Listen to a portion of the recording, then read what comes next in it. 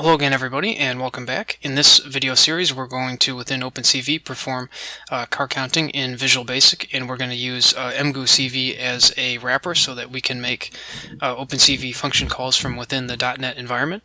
And the fifth video, the finale video, we're going to perform car counting, and we're going to do 4 videos before that we're going to implement stepwise some projects that will eventually lead us up to car counting. So let's go ahead and get started with the first video. This will be a real quick and easy warm-up video. Today we're going to play a video file in OpenCV with Visual Basic, and in the installation tutorial, which is the only prerequisite for this video series, I showed how to, in Visual Basic with OpenCV, how to work with a still image and webcam feed, but I didn't cover a video file, so let's go ahead and do that today, and then we'll go on to the additional videos from there. So to get started today, we're going to fire up Visual Studio, and then we're going to go to the GitHub repository that I've set up for this project here. So git hub micro microcontrollers and more, take out the spaces, and I will link to this in the description below if you'd like to go there more directly. And once that comes up, let's go to repositories, and then if we look for Windows, and if you have not had a chance to already, definitely check out this OpenCV 3 Windows 10 installation tutorial. And then I've linked to up here as well a YouTube playlist, and you'll definitely want to go through the third video if you have not already. OpenCV 3 Windows 10 installation tutorial part 3, Visual Basic.NET with C# and C# rather with Emgu CV. Once you've gone through that, then continuing on with today's project, we're going to look for video, and let's see, there we are. OpenCV 3, play video file, Visual Basic. So we're going to go ahead and take a quick look at this repository. And this AVI file here, which we're going to use for as an example in the, let's see here, in the first, second, and fourth videos in this series. This is not my original content. This is available in the OpenCV samples directory. So if you go to C, OpenCV 3.1.0, OpenCV, and then let's see, not build, rather sources, samples, and data, and we'll find the same video here, 768 by 576.avi. So simply as a matter of convenience, I've copied that video from that location onto the repository here, so you can get it from either location, doesn't really matter.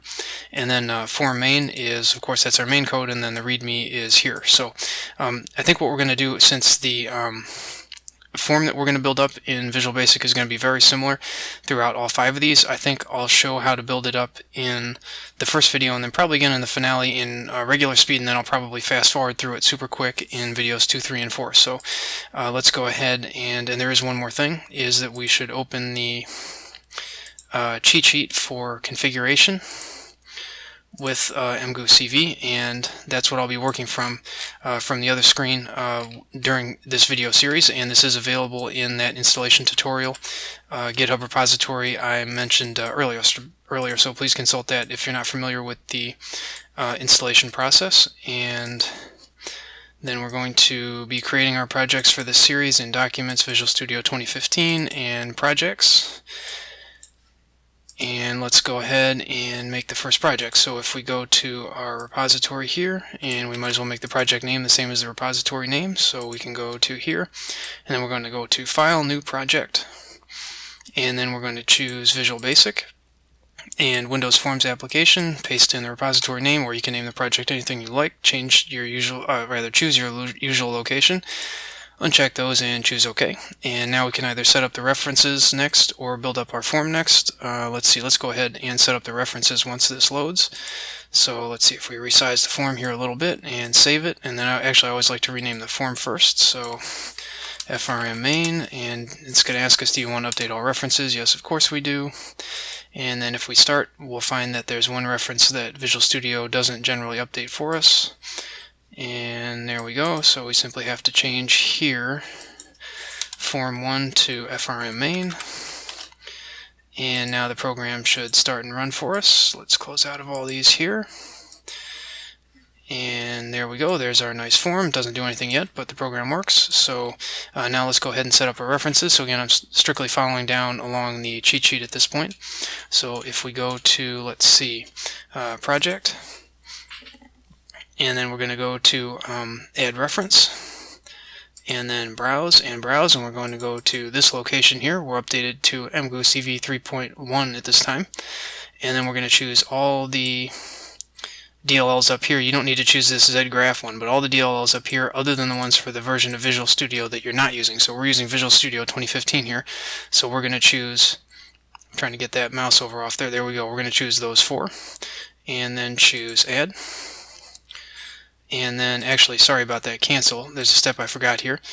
We are using 64-bit now, so we're going to go up here to Configuration Manager, and then we're going to go to New, and then x64, any CPU, Solution Platforms, OK, close and close it. Now that that says x64, now we can go to Project, Add Reference, Browse, and then we're going to choose our 4 DLLs, and then choose Add, and then OK. And continuing on with the cheat sheet, we're going to go to a certain directory here, so project, add existing item, and then we're going to go to that directory, and then we're going to go to, and again I just copied and pasted that out of the cheat sheet, so then we're going to go to all files, choose all these DLLs here, and then choose add, and then we're going to choose these 4 here, and then properties, and then we're going to change copied output directory to copy always, and save. And now we're ready to put some components on our form, or we can copy and paste in the code next, either one.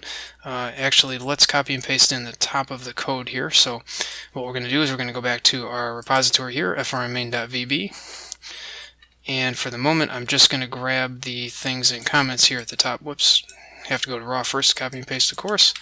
Grab the stuff at the top in comments, and then we can put that at the top here, and that's simply so we have these names to work with. So we're going to add a table layout panel. So let's see here, we're going to bring up the toolbox, and then we're going to go to containers, and where are you, containers, there we go. So then, okay, let's make this a little bit bigger, and then we're going to put a table layout panel here.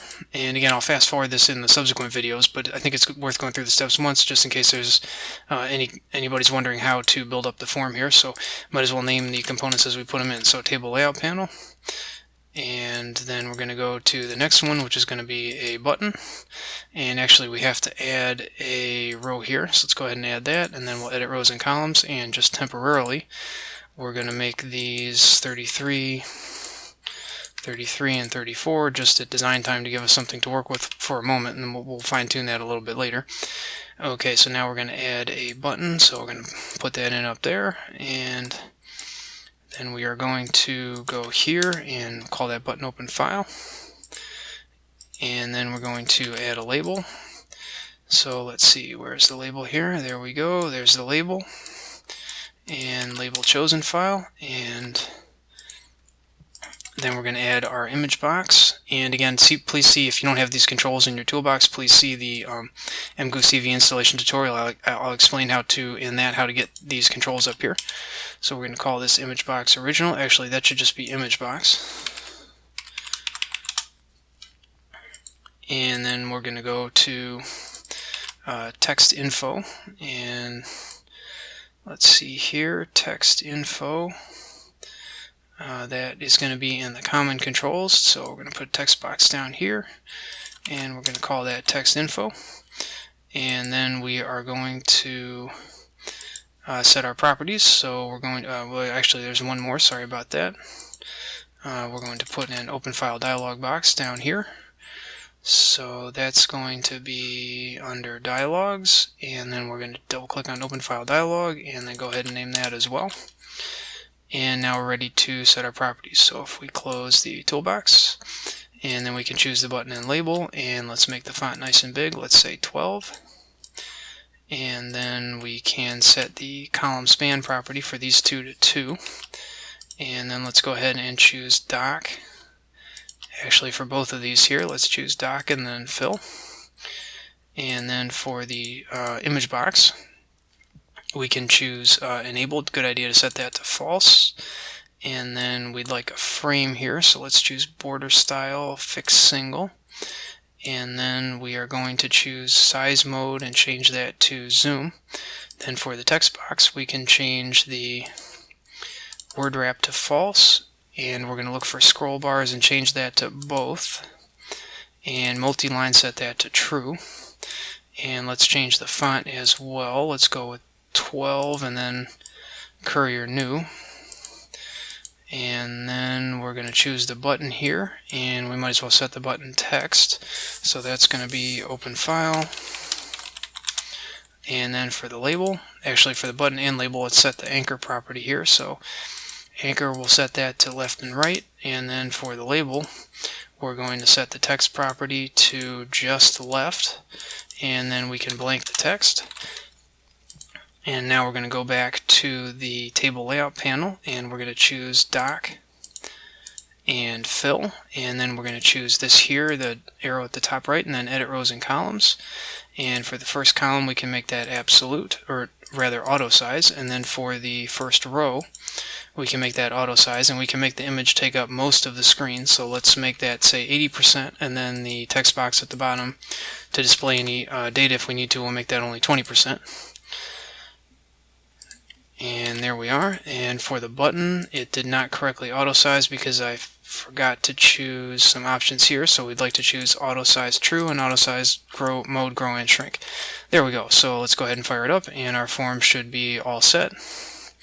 And everything will nicely resize as we resize the form or minimize it or maximize it, etc. So our form is all set. And now at this point we have to set up our events. So if we go back to our code on our GitHub repository, I believe there's only, well, okay, there are two events here. There's form closing and then button open file underscore click. So we are going to go to main, and then, or rather back to design view, make sure that we've named the button open file. Yep. Go ahead and double click on that, and then we're going to go back to design view and click anywhere on the form, like on the title bar appears good. And then we're going to choose form closing. And there we go, and we're just going to jockey these around here a little bit. So that's good. Okay, now we're going to, referring back to our code that we were copying and pasting from, we're going to copy and paste in everything that isn't there already. So we've already got the contents at the top here. So then we're going to copy and paste in, whoops. We're going to copy and paste in, okay, we already have that as well. We're going to copy and paste in that, take out that blank line, take out that blank line, and then we're going to add some member variables at the top. And there we go. And then we're going to delete that, and then we're going to paste in the button click event, which is going to go, whoops, that's going to go down here. And the form closing event is just one line, and that's going to go right there. And then we've got one more of these comment lines to paste in. And then at the bottom, the play video function, and that should be it. And we can go ahead and paste that in so there's no more red underlines, and hopefully if I did not forget anything. One more thing, then it'll go ahead and run, but before we do that, I should mention that from the GitHub site you'll want to, or from the OpenCV samples directory, which I mentioned earlier, for one of those sources or the other, you're definitely going to want to have this AVI file handy here. So I've downloaded it into my projects directory here.